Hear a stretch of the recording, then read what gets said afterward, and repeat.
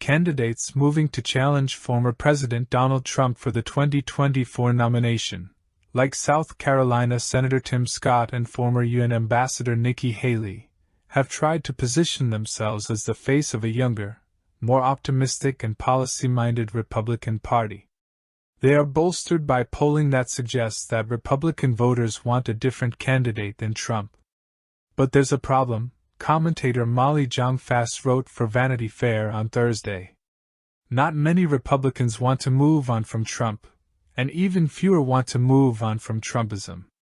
As we witnessed ever since the former reality star came down that bronze escalator and into our living nightmare, Trumpism was largely a vibe, a kind of embrace of the basest elements of the Republican Party, wrote Jong-Fast, noting Trump's famous line that Mexico is sending rapists to the United States. Trumpism unapologetically trumpeted things previous Republicans had been ashamed to admit existed: the racism, the nativism, the stupid. Trumpism came with slogans: build the wall, lock her up, and for some, has vaulted the host of The Apprentice to deity status. QAnon diehards call Trump Jesus, which stands for God Emperor of the United States. Trumpism isn't about policy, it's about Trump.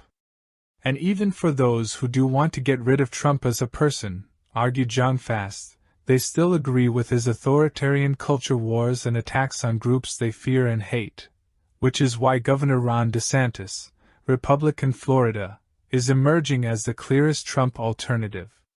When the Washington Post recently spoke to more than 150 Trump supporters, reporters found that in most interviews, fatigue with Trump was not a break with Trumpist politics, and that while these voters expressed interest in someone less divisive, they showed little appetite for more moderate policies or messaging, a combination many saw possible with DeSantis. She wrote. DeSantis, who has yet to officially declare his candidacy, is apparently hoping that by acting Trump-like, plenty of bullying and threats, primary voters will somehow be wooed into thinking he's Trump himself. The problem is Republicans don't want to take the pain of rejecting Trumpism and possibly alienating his voters, and perhaps driving him to run as a third-party candidate, concluded Jong-Fast. But until they do, the base will control the party and no amount of thoughtful speeches will break that fever.